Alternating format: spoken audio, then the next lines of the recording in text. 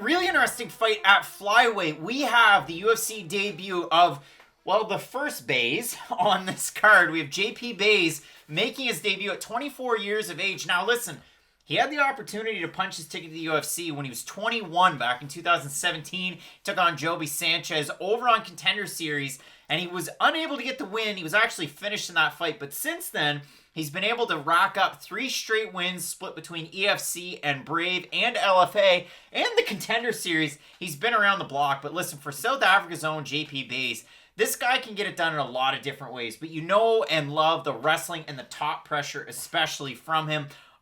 Plenty finishes, and that's the thing that you like. I mean, his last win, guillotine choke, referee stoppage, ground and pound finishes, man, a guillotine choke. When he fought Gamzat Magomedov, a little bit of a DQ, wasn't supposed to elbow him when he was down. It is what it is, but he ends up picking up a win where he was in a bit of a compromised position.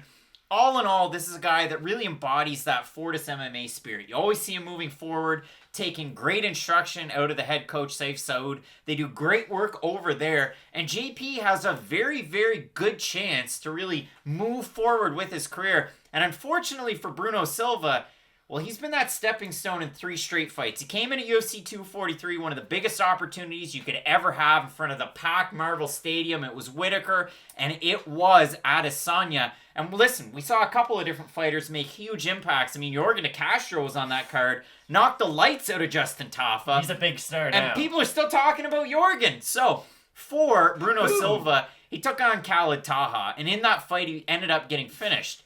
But Taha ended up popping for the old USADA issues, I'll say.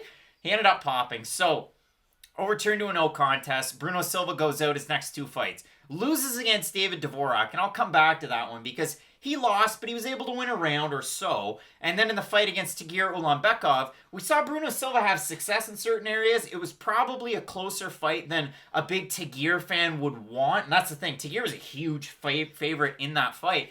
The other thing for Bruno Silva, great wrestler. And he really embodies like the fight ready and Pitbull Brothers kind of spirit in his own right because he's crafty. He kind of looks like a little bit of a Cejudo, the way that he kind of moves around in the octagon. He'll kind of punch forward almost like a Patricio Pitbull will.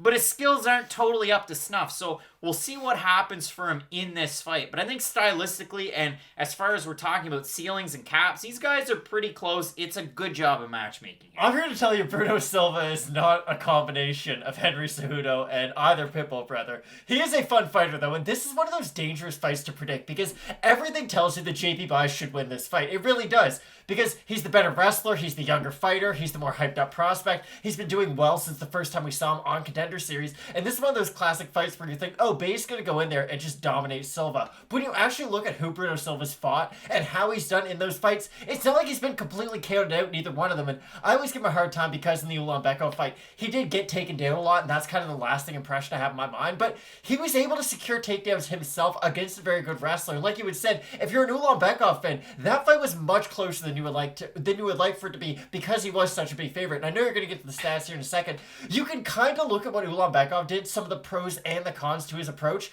Baez may be able to replicate some of that success. He's got really good takedowns in the clinch, but one thing that Baez is really good at is doing takedowns in the center of the cage. He's got really good cage control, and he's great at keeping his opponent from getting their back up to the cage to then try to wall walk up. He does have great control, and that's the thing for Bruno Silva. In all of his fights, he is going to get tired, and it just kind of depends at what point in the fight he will. So if Baez can really make him work early, I think it's going to look good for JP. And I mean, you look at the record of Bruno Silva. We're talking a split draw back in 2017 against Casey Kenny. He was on The Ultimate Fighter Brazil Season 4. Like, he's taken on a decent level of competition all the way up through. And then you look at the UFC run. In the Khalid Taha fight, he gets 2 takedowns of his own. Then he takes on, like I said, David Dvorak. He's able to get 3 takedowns. He gets 4 against Tagir Ulanbekov. You like to see it. Then if you look at the way that the judges scored the fight.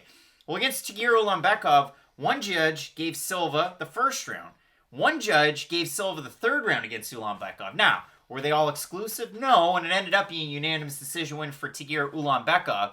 But some could make the case that Bruno Silva at least put on a competitive fight, right? Against the guy that you expected to be, boom, like this is Khabib's best buddy, and they've been training forever. So for Bruno Silva, you have to watch out for the takedowns.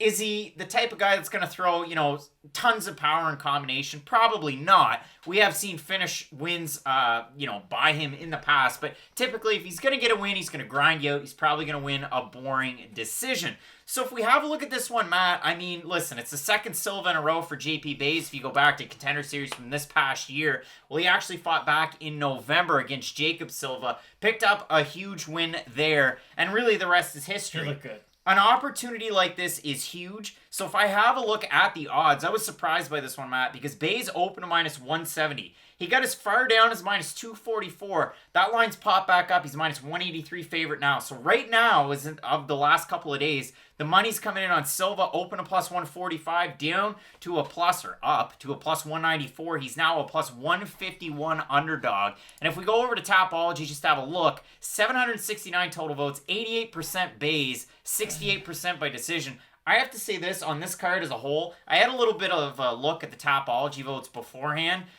A lot of people are going favorite heavy on Tapology, and I'm really surprised by some of these votes. So, here's the thing. I know I said kind of buyer beware. It's going to be heavy caution if you do pick Buys. I still do like him in this fight. I do think his wrestling defense will be there, and if you can just make Silva work, he will start to fatigue as the fight progresses. And if you're Buys, if you can get past that first hurdle, if you can prevent the takedown for that first 4-minute stretch, then I think his takedown will open up as the fight goes on. I think he'll be able to use his wrestling a little bit more on Silva as you get into that late second, early third round, and Buys should be able to slowly take the fight over as it goes on. But again, I'm not that confident in this pick. I mean, again, with Bruno Silva, constant pressure. He has good enough defensive wrestling. I talked about it, the fact that, you get taken down by some very good fighters, including Tagir Ulanbekov.